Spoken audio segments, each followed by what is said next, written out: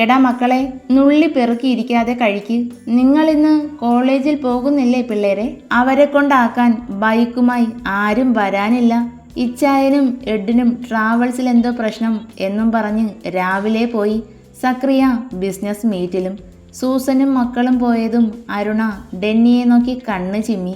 ചോദിക്കടാ, എന്താണ് കൂട്ടുകാർ തമ്മിൽ ഒരു രഹസ്യം? വല്യമ്മച്ചി, നിഷാനി ഏത് കോളേജിലാ പഠിക്കുന്നേ? ഈവനിങ് ഞാൻ പോയി കൂട്ടിയിട്ട് വരാം. അയ്യോ, അതെനിക്ക് അറിയത്തില്ലടാ മോനെ.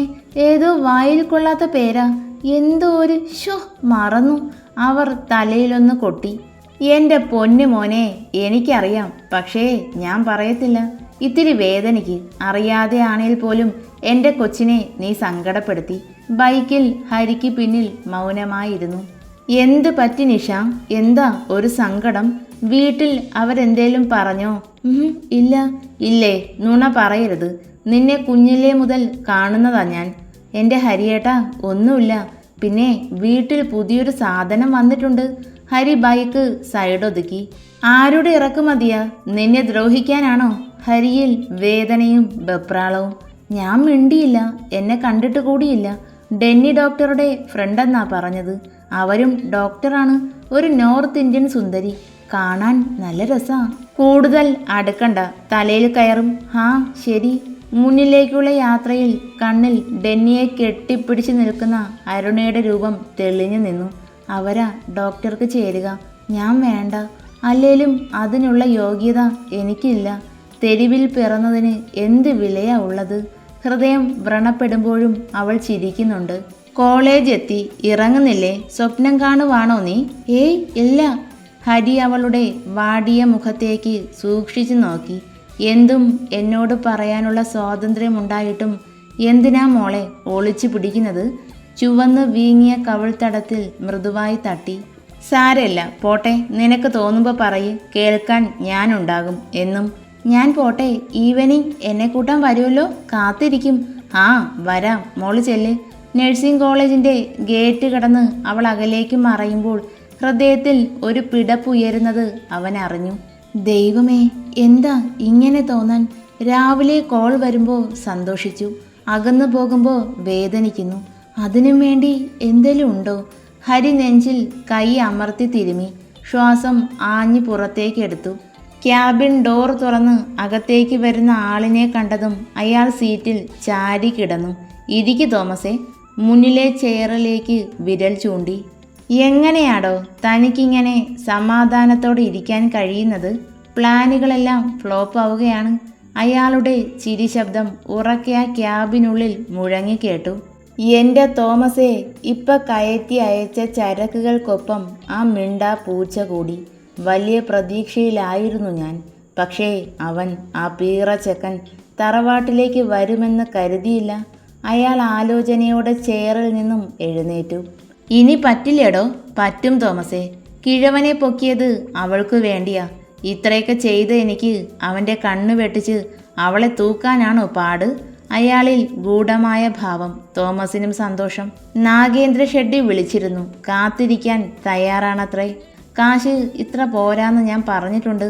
പക്ഷേ തോമസേ, ആ സൗന്ദര്യം അത് വേണോ? എനിക്കെന്തോ. തോമസിന് ഒരു വല്ലായ്മ. എന്നാൽ നീ വേണ്ട. പക്ഷേ എനിക്ക് പറ്റില്ല. കാലങ്ങൾ പഴക്കമുള്ള മോഹമാണ്. ഇനി ആ ആഗ്രഹം മാറ്റാൻ കഴിയില്ല. എടോ, ആദ്യം അതിനെ കയ്യിൽ കിട്ടട്ടെ. ഓരോ പ്രാവശ്യം വഴുതി പോകുക സ്വർണ്ണ മത്സ്യത്തെ പോലെ, കടുപ്പിച്ച് തോമസ് പറഞ്ഞു. അയാൾ ഫോൺ കയ്യിലേക്കെടുത്തു. ആ ഫോട്ടോയിലൂടെ വിരലുകൾ ചലിച്ചു. നീ എന്തേലും അറിയുന്നുണ്ടോ? നിനക്ക് വേണ്ടിയാ എല്ലാം. പാവം. ലഞ്ച് കഴിക്കാൻ എല്ലാവരുമുണ്ട്. പക്ഷേ ഡെന്നി മാത്രമില്ല. ചെക്കനെ വിളിച്ചില്ലയോ മേരിക്കുട്ടി? വിളിച്ചതാ വല്യമ്മച്ചി. അവന് വേണ്ടാന്ന്. നിർബന്ധിച്ചാൽ ഭ്രാന്ത് വരും. അതുകൊണ്ട് ഞാനിങ്ങി പോന്നു. പാവം, നല്ല വിഷമമുണ്ട്. അരുണ കഴിക്ക്. ഡെന്നിയോട് ഞാൻ സംസാരിച്ചോളാം. ഒരു കാൽപ്പെരുമാറ്റം. അവൻ പില്ലോയിൽ നിന്ന് മുഖമുയർത്തി. നീ ആയിരുന്നോ? പിന്നെ ആരെന്നാ പൊന്നുമോൻ കരുതിയത്? ഇനി ആ ചെക്കൻ പെണ്ണിനെ കോളേജിലേക്ക് തന്നെയാണോ കൊണ്ടുപോകുന്നത്? സൂസൻ പറഞ്ഞത് തള്ളിക്കളയാൻ പറ്റില്ല. ദേ അരുണ, ആനിയെ എനിക്ക് സംശയമില്ല. അവനില ഒരു പേടി. കുഞ്ഞിലെ അവൾക്കൊപ്പം ഹരിയുണ്ട്. അവളെ കാണുമ്പോൾ അവൻ്റെ കണ്ണിൽ ഒരു തിളക്കം. എടി നാൻസി, നാളെ മുതൽ കോളേജിൽ പോയി തുടങ്ങാം അല്ലേ? ഡെന്നി വരുന്നുണ്ട്. അരുണ ചുണ്ടത്ത് വിരൽ വെച്ചു. പുറത്തേക്ക് കണ്ണ് കാട്ടി. മേലേക്ക് വന്നതും ഡെന്നിയുടെ റൂമിൻ്റെ ഡോറിൽ ചാരി നിൽക്കുന്ന അരുണയെ കണ്ട് രണ്ടും നിന്നു. ഹായ്, ഉച്ച മയക്കത്തിനാവും അല്ലേ? എനിക്കും ഉറക്കം വരുന്നു. അരുണ കോട്ടുവായിട്ടു. ഡെന്നി നല്ല ഉറക്ക, പാവം, ഒറ്റയ്ക്കല്ലേ, ഒരു കമ്പനി കൊടുക്കാം, ബായ്. അവളുടെ ഒരു ചാട്ടം. ഇത്തിരി തൊലി വെളുപ്പ് കൂടിപ്പോയതുകൊണ്ട് കിടന്ന് ഇളകുവാ. നാൻസി, ഒരു കാര്യം ഉറപ്പാ, ഈ വന്ന അരുണയും ഡെന്നിയും ഇഷ്ടത്തില്ല. പകൽ സമയങ്ങളിൽ ഇതാണെങ്കിൽ രാത്രി എന്തായിരിക്കും? പിരിക്കണം. അവളെ ഇവിടെ നിന്നും ഓടിക്കണം. അവളുമാരെ ചൊറിഞ്ഞപ്പോൾ ഇത്തിരി സമാധാനം കിട്ടി. പാവം പിള്ളേര്. അരുണ ബെഡിലായി മലർന്നു കിടന്നു. ചൊറിഞ്ഞു ചൊറിഞ്ഞ് അവർ കയറി മാന്തും പെണ്ണെ. മാന്താൻ വരട്ടെ. അന്ന് അരുണ ആരാന്ന് രണ്ടും അറിയും. നിനക്ക് വിശപ്പും ദാഹവും ഒന്നുമില്ലടാ. നല്ല ചെമ്മീൻ ഫ്രൈയും ചിക്കൻ കറിയും ഉണ്ടായിരുന്നു. വിശപ്പില്ല, എനിക്ക് എൻ്റെ പെണ്ണിനെ കാണണം. ആ മനസ്സിലെ കരട് അത് മാറ്റണം. എന്നാലേ ഇനി വിശപ്പ് വരൂ. അവൻ ബാൽക്കണിയിലേക്ക് നടന്നു. വയറ് ഫുള്ളാ, നല്ല ഉറക്കം വരുന്നു. ഞാൻ ഉറങ്ങാൻ പോവുക. അവർ വരുമ്പോൾ എന്നെ വിളിക്കണേ ഡെന്നി. ആ ഹരികൃഷ്ണൻ്റെ മനഃശാസ്ത്രം മുഖം നോക്കി ഞാൻ പറഞ്ഞു തരാം. ഓ ശരി. എടി, ഞാൻ പോവുകയാണേ. ഹരിയേട്ടൻ വന്നു. ലേറ്റായോ മോളെ? ഏയ് ഇല്ല, ഇപ്പോൾ ക്ലാസ് കഴിഞ്ഞതേയുള്ളൂ. അവന് പിന്നിലായി ഇരു സൈഡിലും കാലിട്ടിരുന്നു. വണ്ടി വിട്ടോ? ഹരിയുടെ തോളിൽ തട്ടുവാണ് നിഷ. എന്താണ്? രാവിലെ വന്നപ്പോൾ സങ്കടം, തിരികെ പോകുമ്പോൾ സന്തോഷം. തറവാട്ടിലേക്കുള്ള റോഡ് തിരിയുമ്പോൾ ഇതേവരെ അറിയാത്തൊരു പേടി. കർത്താവേ, ഇച്ചായൻ കാണരുതേ. ഹരിയേട്ടാ, ഇവിടെ നിർത്തിയാൽ മതി. ഇനി കുറച്ച് ദൂരമല്ലേ, ഞാൻ നടന്നോളാം. എന്തിന്? അതിൻ്റെ ആവശ്യമില്ല. ദേവിയമ്മ കാത്തിരിക്കാവും. അമ്മയ്ക്കറിയാം. ഞാൻ വിളിച്ചു പറഞ്ഞു. ഷോ, രാവിലെ ഒന്നും ചിന്തിച്ചില്ല. ഇച്ചായനെ ഇത്തിരി വിഷമിപ്പിക്കണം, അത്രേ കരുതിയുള്ളൂ. ചെല്ലുമ്പോൾ ഞങ്ങളെ രണ്ടിനെയും ഒരുമിച്ച് കണ്ടാൽ തീർന്നു. ഹരിയേട്ടനെ ഉപദ്രവിക്കുകയോ മറ്റോ ചെയ്യൂ. ബൈക്ക് നിർത്തുമ്പോൾ കാറ് വാഷ് ചെയ്തുകൊണ്ട് നിന്നവൻ്റെ മുഖം ഇരുണ്ടു. അത് ഡെന്നീസ് അല്ലേ നിഷ? ആ ഡെന്നീസ്, ഹരി വിളിച്ചു. കത്തുന്ന നോട്ടം. നിഷാനി ബൈക്കിൽ നിന്നും ചാടി ഇറങ്ങി. സുഖാണോ? അമ്മ എപ്പോഴും പറയും ഇടയ്ക്ക് അങ്ങോട്ടേക്ക് വരണം കേട്ടോ. അതിനെന്താ ഹരി, വരാം. ഉടനെ വരേണ്ടി വരും. അവൻ്റെ സംസാരത്തിലെ കടുപ്പം. നിഷ തല താഴ്ത്തി പിടിച്ചു. കാറ്റിൽ പാറി പറക്കുന്ന കോലൻ മുടിയിഴകൾ വലം കയ്യാൽ ഒതുക്കി വെച്ച് ഡെന്നിയോട് എന്തൊക്കെയോ സംസാരിക്കുന്ന ഹരിയിൽ മാത്രമായിരുന്നു അവളുടെ കണ്ണുകൾ. ആദരങ്ങൾ വിടർന്ന നിമിഷം ബാൽക്കണിയിലെ ഫില്ലറിൽ ചാരി നിന്നു. ഹരികൃഷ്ണൻ. ശബ്ദം പോലെ തന്നെ ആളും സൂപ്പറാണ്. പക്ഷേ ശരി ഡെന്നി, നിഷ നാളെ രാവിലെ വരാൻ കേട്ടോ. ഹരിയുടെ ബൈക്ക് അകലേക്ക് മറഞ്ഞു. കർത്താവേ, നിഷ രക്ഷപ്പെട്ടോടി. ഇല്ലേൽ നിന്റെ പൊടി പോലും കിട്ടില്ല. മോള് വന്നോ? എന്താ പിണക്കാണോ? നീരജ ചോദിച്ചു. എന്തിനാ ആൻറ്റി പിണക്കം? പിന്നെന്തേ രാവിലെ എന്നോട് ഒരു വാക്ക് പോലും പറയാതെ പോയത്? ആ, അത് സത്യമായും മറന്നതാ. ഇനി മുതൽ എന്നും പറയാട്ടോ. അവരുടെ താടിത്തുമ്പിൽ പിടിച്ചു കുലുക്കി. മോള് ഫ്രഷ് ആകുമ്പോഴേക്കും ചായയും സമൂസയും കൊണ്ടുവരാം. ചെല്ല്. നല്ല വിശപ്പാൻറ്റി, പെട്ടെന്ന് വായോ. അവൾ വയറൊഴിഞ്ഞു. ഡെന്നി, ഹരി പോയോ? പോയി. നീ കണ്ടോ അവനെ? കണ്ടു. പക്ഷേ മുഖം അത്ര ക്ലിയർ ആയില്ല. അടുത്ത് നിന്ന് കാണാം എന്ന് കരുതി ഓടി വന്നതാ. അപ്പോഴേക്കും ആള് പോയില്ലേ? അവനെ പിന്നെ വിശദമായി പരിചയപ്പെടാം. എനിക്ക് ആനിയെ ഒന്ന് കാണണം. നീ വാ. ഡാ, ഇപ്പൊ വേണോ? ഈ മുഖം കണ്ടാലേ ആ കൊച്ച് നിന്ന നിൽപ്പിൽ. പറഞ്ഞ് അവസാനിപ്പിക്കും മുന്നേ അരുണയുടെ കയ്യെ തട്ടി മാറ്റിയിരുന്നു. ഈ കുട്ടി ഇതേവരെ കുളിച്ച് കഴിഞ്ഞില്ലേ? കയ്യിലിരുന്ന ചായയും പലഹാരവും ടേബിളിലേക്ക് വെച്ചു. എല്ലാം അടുക്കും ചിട്ടയോടും കൂടി ഒതുക്കി വെച്ചിട്ടുണ്ട്. എൻ്റെ മോൻ്റെ റൂമാണേൽ പറയുകയേ വേണ്ട. മോളെ. ആ ദേ വരുന്ന ആൻറ്റി. ഡെന്നി റൂമിലേക്ക് വന്നു. പിന്നാലെ അരുണയും. ആനി എവിടെ അമ്മ? നീരജ വാഷ്റൂം ഭാഗത്തേക്ക് വിരൽ ചൂണ്ടി. അമ്മ പോയിക്കോ. അവൻ്റെ വലിഞ്ഞു മുറുകിയ മുഖം. അവർ അന്താളിപ്പോടെ നിന്നു. മോനെ ഡെന്നി, അത് വേണോ? ചുമ്മാ നിന്നെ ചൊടിപ്പിക്കാൻ ഒപ്പിച്ച പണിയായിരിക്കും. അമ്മ പോകാൻ നോക്ക്. ഇന്നലെ ഞാൻ പറഞ്ഞതാ സംസാരിക്കാന്ന്. ആ സമയം വേണ്ട, നാളെ ആകട്ടെ എന്ന് തടഞ്ഞു. ഇനി പറ്റില്ല, എനിക്ക് സഹിക്കാൻ കഴിയില്ല. അവൻ ഇരു കൈയും വെച്ചും തലമുടിയെ വലിച്ചു പിടിച്ചു. മക്കളെ, പാവം കുട്ടി. ആൻറ്റി, ഒന്നും ഉണ്ടാകില്ല. അവൻ നിഷയെ വിഷമിപ്പിക്കില്ല. വാ നമുക്ക് പോകാം. പറയാനുള്ളത് പറഞ്ഞു തന്നെ തീർക്കണം. പോയേക്കാം, പക്ഷേ എൻ്റെ കുഞ്ഞിനെ വേദനിപ്പിച്ചാലുണ്ടല്ലോ വളർന്നു എന്ന് നോക്കില്ല ഞാൻ. ഡെന്നിയിൽ നേർത്തൊരു പുഞ്ചിരി നിറഞ്ഞു. അവർ പുറത്തേക്കിറങ്ങിയതും ഡോർ അടഞ്ഞ് ലോക്ക് വീണു. മോളെ അരുണ, എൻ്റെ ആൻറ്റി ചൂടനിപ്പോൾ ഐസ് പോലെ തണുക്കും. അതല്ല മോളെ, നിഷയ്ക്ക് അവനെ പേടിയാ. ഒന്ന് പോ ആൻറ്റി, പേടിയൊക്കെ ഒരു ഉമ്മയിൽ അങ്ങ് മാറും. ഡോക്ടറുടെ കയ്യിലാണോ അടവുകളില്ലാത്തത്? ഫ്രഷായി പുറത്തേക്കിറങ്ങിയതും പെണ്ണ് വിറച്ചു. കട്ടിലിൽ മലർന്ന് കണ്ണിന് മേലെ കൈത്തണ്ട വെച്ച് കിടക്കുന്ന ഡെന്നിയെ കണ്ടതും വാഷ്റൂം ഡോറ് തള്ളി തുറന്ന് അകത്തേക്ക് കയറാൻ തുടങ്ങി. നിന്നോട് സംസാരിക്കാതെ ഈ റൂം വിട്ട് ഞാൻ പോവില്ല.